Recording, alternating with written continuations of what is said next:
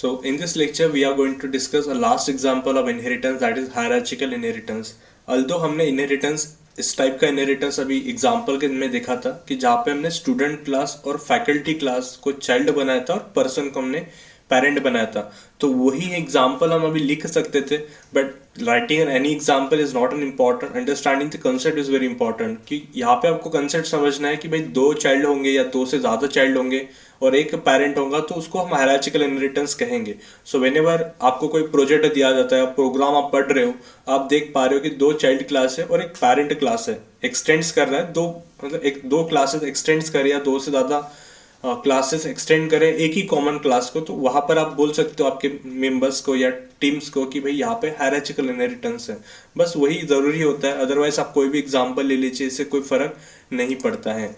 तो हायरार्चिकल को डायग्राम के थ्रू देखते हैं कि यहाँ पे जैसे एक क्लास ए दिया है और ये पेरेंट है मल्टीपल चाइल्ड का, जैसे यहाँ पर बी हो सकता है और यहाँ पर आपका सी होगा. अगर एक ही चाइल्ड होगा तो उसको हम सिंगल बोलेंगे, बट दो दो चाइल्ड है या दो से ज़्यादा है तो उसे हम बोलेंगे हायरार्चिकल. तो जैसे यहाँ पर एक कोई फंक्शन है, जैसे शो नाम का फंक्शन है, तो दैट मीन्स शो को बी भी एक्सेस कर सकता है और सी क्लास भी एक्सेस कर सकता है. सो ऑलरेडी हमने एक प्रोग्राम लिख कर रखा हुआ है और लास्ट टाइम से हम वही प्रोग्राम कर रहे हैं. देखिए मैंने रिलेशन पूरा हटा दिया है बिटवीन द क्लासेस. आप खुद बता सकते हो कि मैं एक्सटेंड्स किसके सामने लिखूं. सपोज मुझे इस क्लास ए को क्या करना है. देखिए हायरार्चिकल है तो हमें तीन क्लासेस की जरूरत होगी, ए बी और सी. तीन क्लासेस की जरूरत है जो ऑलरेडी हमारे पास है. तो ए को मुझे पेरेंट बनाना है, बी को चिल्ड्रन और सी को भी चिल्ड्रन बनाना है.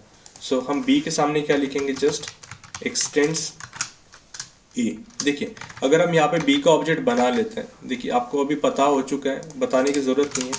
अगर हम बी का ऑब्जेक्ट बनाते हैं, इक्वल टू लिखते हैं, न्यू लिखते हैं, और अगर हम यहाँ पर ऑब्जेक्ट डॉट शो बी को कॉल करते हैं, मतलब खुद के ही फंक्शन को अगर कॉल करते हैं, तो आप बोलोगे सर इसमें क्या प्रॉब्लम है, मतलब इशू ही नहीं है, कुछ हो जाएगा इजीली.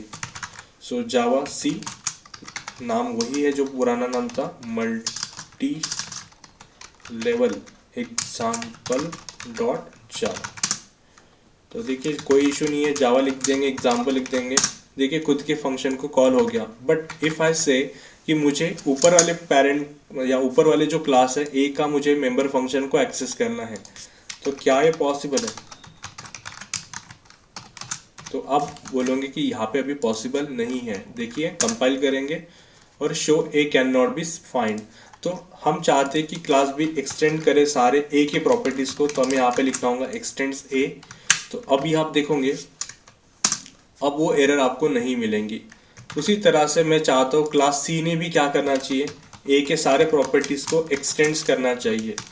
सो ये देखिए हम यहाँ पे एक्सटेंड्स ए लिख रहे हैं और यहाँ पर हम देखिए सिस्टमैटिक काम करवा सकते हैं. देखिए पहले हम बी का ऑब्जेक्ट बना दिए और बी ने ओवन प्रॉपर्टीज को एक्सेस किया और साथ में पेरेंट प्रॉपर्टीज को भी एक्सेस कर दिया. ठीक है, यहाँ पे मैंने सी का ऑब्जेक्ट बनाया. लेट से इसका मैं नाम रखता हूँ obj2 इक्वल टू न्यू सी. तो देखिए यहाँ पे जब obj2 कॉल करेगा खुद के प्रॉपर्टीज को तो कोई इशू नहीं होगा. और यहाँ पे हम लिख सकते हैं कि ये क्या कर रहा है, ओन प्रॉपर्टीज को एक्सेस कर रहा है. obj2 साथ में क्या कर सकता है, अपने पेरेंट के प्रॉपर्टीज को भी क्या कर रहा है, एक्सेस कर रहा है. ठीक है, तो ये लिखा मैंने पेरेंट प्रॉपर्टीज.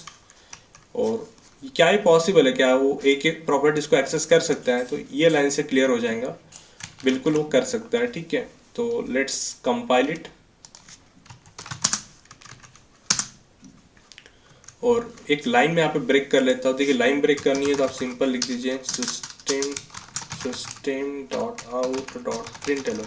इतना भी लिख दिया तो भी लाइन ब्रेक हो जाएंगी, प्रिंट एलन है ना, तो लाइन ब्रेक हो जाती है. ठीक है, सो कंपाइल अगेन करते हैं, रन करेंगे तो आप देख पाओगे कि ये बी क्या कर रहा है, खुद के प्रॉपर्टीज को पेरेंट के प्रॉपर्टीज को एक्सेस कर रहा है. ये खुद के और पेरेंट के प्रॉपर्टीज को एक्सेस कर रहा है. So this is what the hierarchical relation is all about. और मोस्टली जो कंपनीज में होता है हायरार्चिकल इनहेरिटेंस ही ज़्यादा चलता है या सिंगल इनहेरिटेंस ही ज़्यादा चलता है.